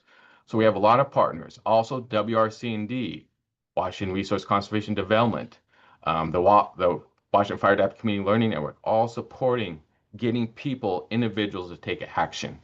And that's the ultimate goal, in my opinion, of all this, is getting individuals to take action, but making it sustainable and efficient for us is what we're all trying to do. That's kind of the individual number. We do, as Megan mentioned, the Firewise USA site program. That's something we administered. Want to touch base on it very quickly. The key thing we found out about that program is sets up that good framework for community to do stuff. That assessment, that one of the things, an assessment action plan is developed, and that's usually done either by Department of Natural Resources, conservation districts, or fire districts help do that assessment process and help that community develop an action plan. That framework helps communities take action, and that reporting that Megan mentions, all that process of keeping people engaged and helping their community become more resilient to wildfire. The primary people focus on this is the conservation districts through the Conservation Commission and DNR. Firewise USA support this, but they don't always do the assessment process. These two agencies do the assessment, and we usually rope in the fire services into giving input into the plans. And one of the reasons that you think about that is most of our state is covered by volunteer districts. They just don't have paid staff or the staffing to do this at that level and geographically most of the state. So next, grants. People asking, what kind of programs do we have for funding? What are the grant availability? I know one of the things about this is looking at grants. So I'm going to share with you what we have going on in the state currently in the grant arena. And I'm going to start with the Firewise USA sites, just because that's what we're just talking about. We do have what we call micro grants, which are the goal to engage communities in wildfire preparedness. They're focused on Firewise USA sites as our primary focus, but we also support non-Firewise USA sites, so community and neighborhood events are supported as well. Some of them will often become future Firewise sites, and it's one of those engagement tools. Historically, our range has run in from $1,000 to $4,000 grants. This last year, we were at the $4,000 level of awards. The goal is to help them implement their action plans, and we're also trying to get people to focus on Wildfire Awareness Month, or May. In this state, the May Wildfire Awareness Month is just a good time to prepare because a fire season starts usually in June, July. If that doesn't work for all states, we have different fire seasons in the state of Washington, but for us, May Wildfire Awareness Month just is a great time for get communities engaged when we're finally getting people out outside, the weather's nice. One thing about our micro grants, one of the things what I've learned when we first started, and by the way, Megan, back when she worked for the DNR, helped start this initial program, and it was been continued sometime at some level until HB 1168 funding came on, and we went statewide with it. But one of the things we measure is homes treated, materials removed, education awareness. Those are cool things. Those are always important, just like here, a rock around this structure. But one of the things I've learned from this program using these micro grants, this to me isn't the true success. The true success I found out is this. It gets community engaged, and now they become more sustainable. Sometimes communities will spend sometimes hours trying to figure out what's the best way to use this micro grant. How do we best impact our community with funds? That is true success when you get a community discussion is the best way to do this work. One of the reasons this program is successful is designed to be a 10-minute application process to fill out the paperwork once the community figure out what they want. And that's, again, that cool part, that community engagement, them trying to figure out the best way to do it. But once they got their plan going, we try to make this process simple from the paperwork side. The goal is a 10-minute paperwork process to get paid. Currently, the other success, we currently have funds to fund all Firewise sites in the state, plus an amount of community events. We do use deadlines because people need deadlines to get things turned in on time and to keep motivated. The other thing that's successful is $4,000 is we consider low risk. So if something doesn't pan out well, it's not a lot of funds that is low risk. And so we have we don't require 20-page documents to be filled out and signed by parties. We just issue an award letter that we sign. It makes it very easy and simple for them. The other thing we've learned over the years is this program is a yes program. We don't focus strictly on dumpsters and lean and green material. One of the things we learned early on in this process is we want to make the community event successful, period. You know, when we first started this, we were just funding dumpsters. And I had a community, and that's first year with the community, we funded a dumpster to haul green material, vegetation away from homes. The second year, they said, we need a garbage dumpster. The green material removal got donated to us. We have volunteers doing this. We have someone donated this. What we're really looking at, we need something to haul the garbage away. And from firefighters, garbage is still a problem. And so that's how we turn our program to, instead of focusing just on dumpsters, is we want their cleanup event to be successful. We're going to be that person who can help where their gap is.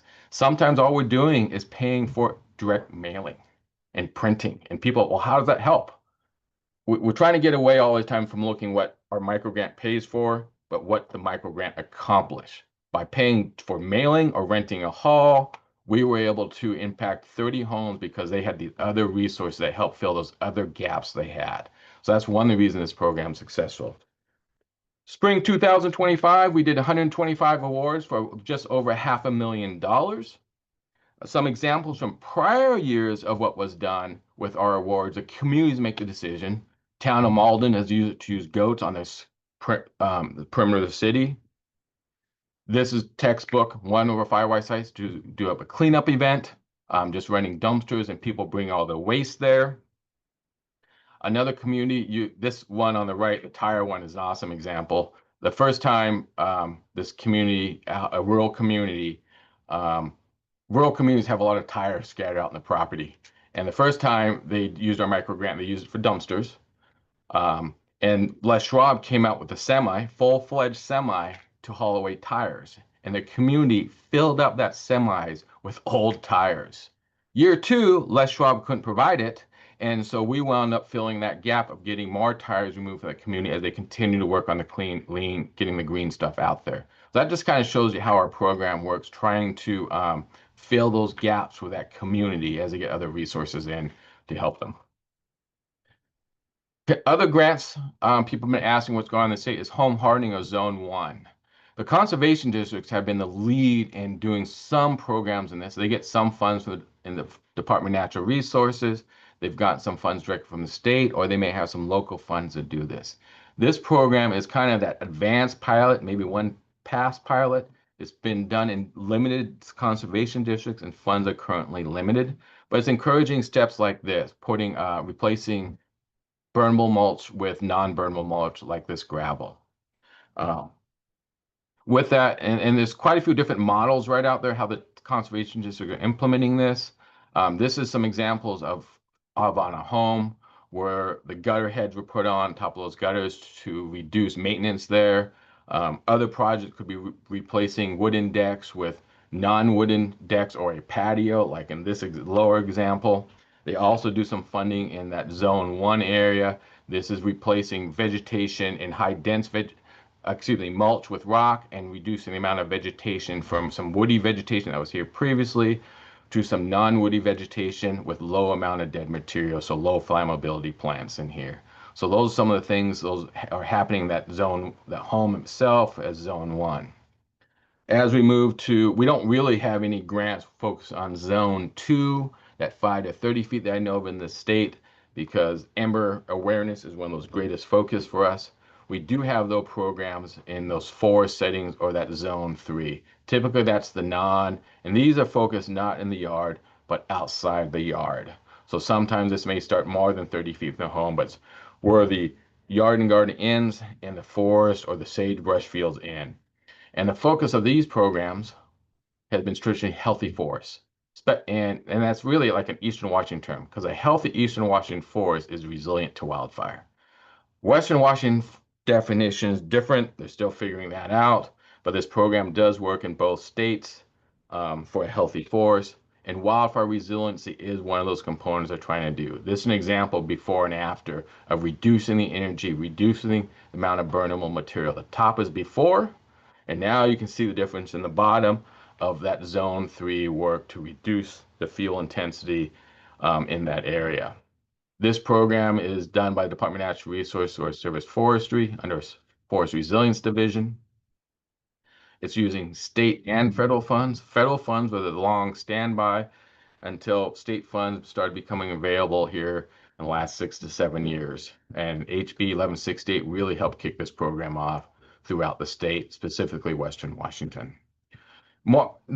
Some type of this program has been in existence, believe it or not, for the DNR for the last 40 years. It has not always been focused on fire. Early on in my career, when I was doing this, it was focused on log production.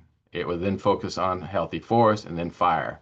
The end result was pretty much the same, a forest that was spaced out, growing healthy, strong trees like actually that lower picture. And the nice thing about this program, it is done, can be done at the individual level, whether you own 2 acres, and sometimes it's done on the landscape level. So it's done at different levels depending on partners who we're working with and funding levels and the various sources of funds. The last, come on. There we go. Up. All right, I must have had a slow computer there. I jumped around. Is implementation funds, or we call it grant implementations. How do we make this work happen? Well, it takes the funds. And so we have grants to help implement these various programs. And those grants go to the fire districts. They actually, as Keegan mentioned, they support WRC&D, they support the Conservation Commission, and a lot of non-government organizations. So these are just some of those partners that are receiving funds to do some of that work, whether it's wildfire-ready home visits, whether it's also doing home hardening grants, doing outreach, driving people to the website, just putting on webinars to give more knowledge to people. The ambassador program is another one because for the success, the long-term success of this program, Megan did a nice job bringing up with volunteers. They need support. Sometimes it's just a pat on the back, sometimes a thank you gift, sometimes it's training to keep sustainability and keeping people engaged, because this is not a one and done thing. It is that leadership of at that various levels, whether it's community leadership, agency leadership, it all takes training to keep people engaged, give them the tools they need to be successful. The biggest thing with grants is future funding. Reese kind of summed it well. Budget cuts in HB 1168, and the Commissioner of Public Lands, David Upgrove, mentioned it last week, how our funding has drastically reduced, and the federal funding also as well, because that is used for a lot of this as well. So one of the things is we do have a good framework of getting money, getting work done on the ground for these various partners and programs, DNR, conservation districts, WRC&D. The key thing is everything I shared with you is no guarantee that will be done now due to funding cuts. So this state, this is kind of the graphic you use about the framework we have in the state that's going on to help get our communities more resilient to wildfire. You had Reese and Keegan at the bottom of this pyramid doing that fire adapted communities, getting people ready, getting people prepared. We have neighborhoods working together with Firewise USA site and individuals taking action under the Wildfire Ready neighbor. If you notice the arrows on the side, people will start somewhere on this and either go up or down the pyramid. This framework is well tested in the state of how we work together as a state to help engage people and trying to reduce loss to communities, individuals, businesses, whether it's fire, smoke, or any of the causes of fire. Any questions, comments? Thank you, Guy. And we'll open up for questions for Guy or for any of our other speakers, Megan, Keegan, Reed. Chio, is that how I say your name? Yes. Hi. Hi guys, good to see you. Hi, Gio. Thanks for presenting and the work you do to make our communities more wildfire resilient. Let me turn on my camera. I appreciate the work you mentioned, the work with Cafe. When I was with DNR, we attended an event that Cafe put together that was well attended by conservation leaders, fire districts, and fire chiefs, and important work to do within the diverse wildfire zone communities. So the legislative team met with Senator Saldana last week to brief her since she was not able to attend the first meeting due to a scheduling conflict. The issue of temporary farm worker housing for agricultural employees came up I know that the Washington State Department of Health monitors the temporary worker housing for agricultural employees. These homes, I believe what Senator Sedani mentioned, are also built to a lower standard. My question is, are there efforts to engage Department of Health and those engaged in the temporary farm worker housing to ensure they are retrofitted as well or receive grant notifications or technical assistance? No, we have not been reaching out through the directly to target that group. That could be one of those gaps that someone asked. What are the gaps out there? So that could be one of those that's trying to target those communities. We are trying some new things targeting farming communities recently with a NGO. I forget where they're out of. I'm drawing a blank, and with some local groups targeting farming, trying to bring a curriculum. And even that, I don't know if they talked about seasonal housing and that protection in that curriculum. So that might be a bigger gap than I realize, or than just the state. I might just add that I know Latino Community Fund and Cafe in Nuestra Casa have done some work working with Department of Health, and then we've engaged at different levels with DNR and others more around the air quality component, right? In that aspect of farm workers, and really our Latino partners have been leaders in that area for us, and really how to do work with translation in the sense of a lot of our materials, but also how engaging what points around, mostly around the smoke component. So that might not be particular with the housing component, but with Department of Health engaging in different areas. And we are working on some work around smoke preparedness. So in communities, how do we better engage communities being better prepared when there are wildfires or prescribed fire around the health aspect of smoke? So that's just a little different intersection, Guy, but there's a little bit of work happening there. Thank you. Robin Whitney. Thanks, Kelly. And thanks to all the presenters. I think gave us a lot to consider as we think about making recommendations for a grant program here. Lots of good things to build off of. A question for all of the panelists. I was wondering if you could share your thoughts about the differences between standards and recommendations or guidance that your programs are using. So as we think about making these recommendations, how those recommendations and guidance work in the voluntary compliance space, and how standards and certification is different from that, and how they sort of work together. I think it would be helpful for us to have that discussion and sort of the implications of enforcement at the local level, and just your thoughts on that. I would appreciate that. Guy, do you want to start? That's a big question. One of the Thanks things for getting us started. Yeah, is our programs are focused on education. We don't do any follow-up or making sure people do the work. The nice thing is most of our recommendations could easily be standards, or they already are in the Wildfire Prepared Home program as a standard. So the nice thing, we're already saying the same thing, even though we're doing an educational venue versus Wildfire Prepared is doing it as a standard to get a certain ranking. The other question on these standards is what we're currently doing is how does it intersect with WUI code? That to me is that big unknown. Then I think I might punt it to someone else now, to maybe Reese. He's always good at these. We'll see on this one. So, I think this is a question, right, of sticks and carrots. And how are we engaging communities in place? So we know that success is when community can understand their risk and actually know how to mitigate their risk, right?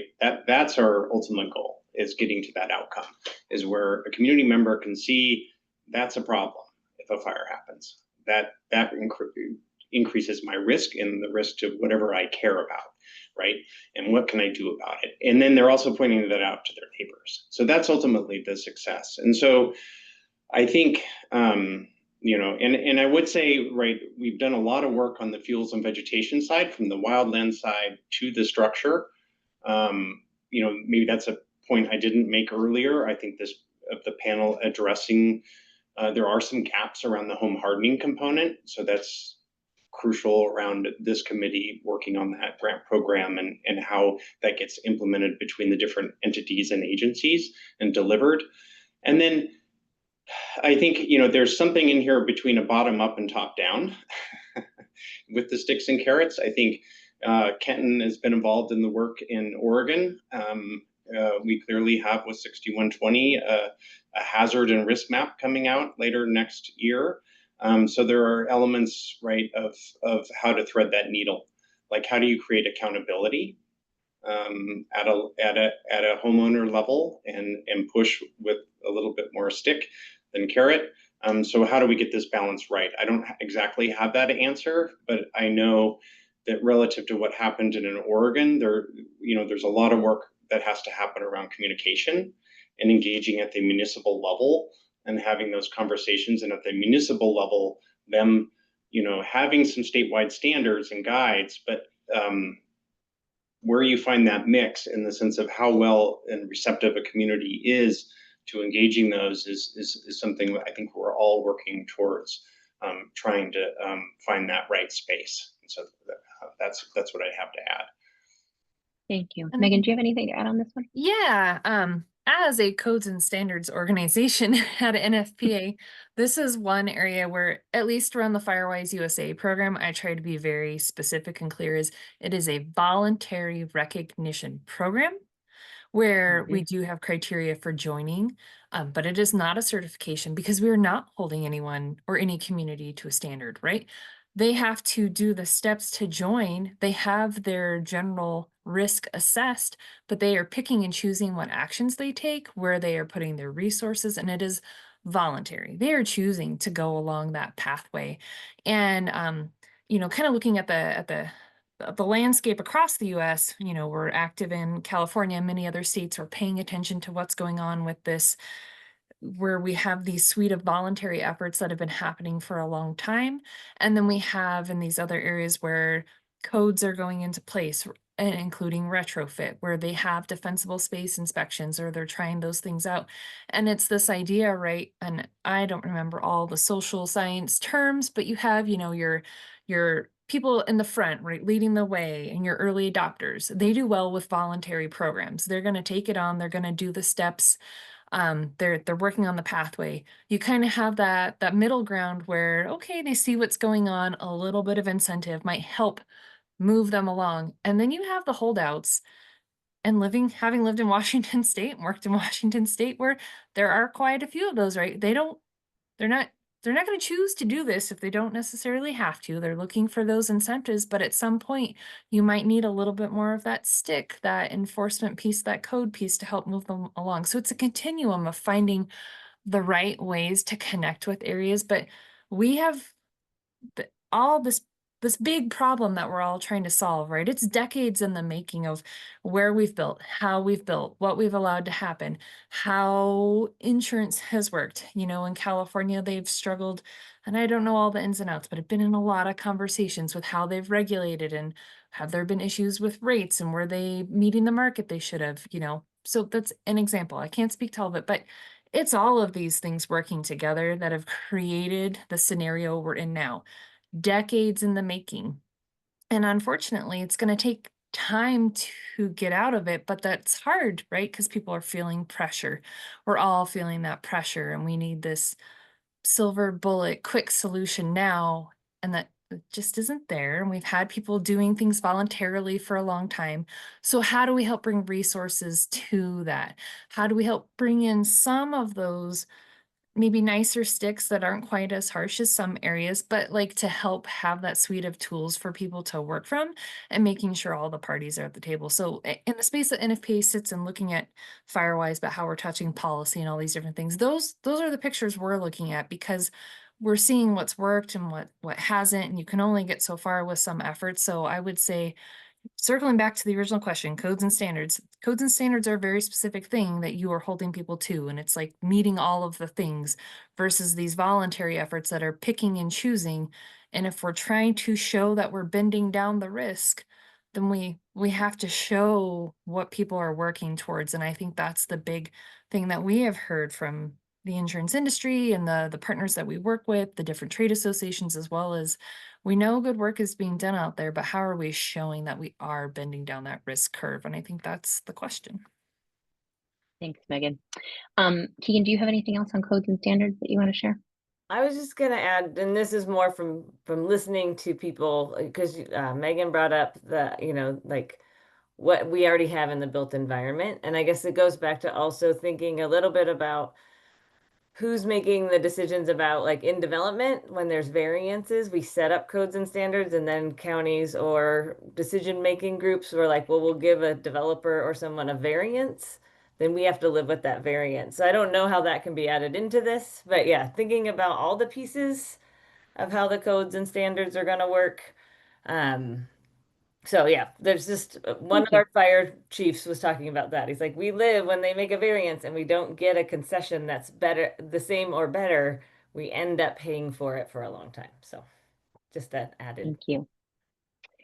Guy, I want to see if you can quickly answer a question that's in the chat, and then just a couple things to wrap us up. So let me read it out because I don't know that everybody can see this in the chat. Guy, this one's to you. Thanks for your presentation. This is from Kenton Bryan. You noted that messaging used by DNR and other orgs, Firewise, IBHS, etc., is somewhat different, but the theme is the same with regard to mitigation that matters. Does DNR think, as we build a more coordinated mitigation assistance program, that it will be important to have messaging that is more aligned, specifically with regard to the mitigation standards that will be supported with funding assistance? Well, I can tell you it's not necessarily what DNR think, but the answer is yes, because I've been working with other partners on messaging and they all agree that we need the same messaging. One example is, like I mentioned, California is calling them zone 0, 1, and 2. We call it in a lot of other states zone 1, 2, and 3. They're the same distance, the same steps are recommended, but they, for some reason, are calling them 0, 1, and 2. Two, you'll hear in this state, we need to create defensible space, or sometimes you'll need to hear, we need to create survivable space around the home. There's just two different buzzwords, but all the details are identical under those. Some people think survival space is a better term to use than defensible space. And so we have a little, with some fire districts or even other agencies, they can message the way they want. And so you'll see some of those difference. But that once we get down to details, what I should do in zone 1 or zone 2, those steps, people just word them different. We're all still saying an 1/8-inch mesh. We might describe it differently or things like that. So those little details or standards or guidelines are generally always the same. It's more that marketing side of it is what really, to me, it's the marketing side of it is what we got to be careful of. And, that's sort of thing like wildfire prepared homes versus wildfire ready neighbors. If you have two similar things, do two similar things, which do we use? You can't have both names doing the same thing in the same sphere of influence because it just confuses people. No different than defensible space versus survivable space. People ask me what's the difference. Guy, is it okay if I stop you there? I'm sure you could say lots more, but I want to make sure we end on time. Big thank you, Guy, Reese, Keegan, Megan, for being here with us today. Thank you to all of you for being part of this. As we mentioned before, I will send a survey link, and also thank you, Deanne. Just put the link in there too if you want to get started. You can certainly give us more comments and questions if you haven't had a chance yet to do that. And our next meeting, same time as today, same registration link as today. See you next week on 15th, same time. Let us know if you have any questions or there's anything you need. And if we didn't get to your comment or your question, please feel free to put that into the survey. Thank you so much for being here, and we'll see you next week. You all.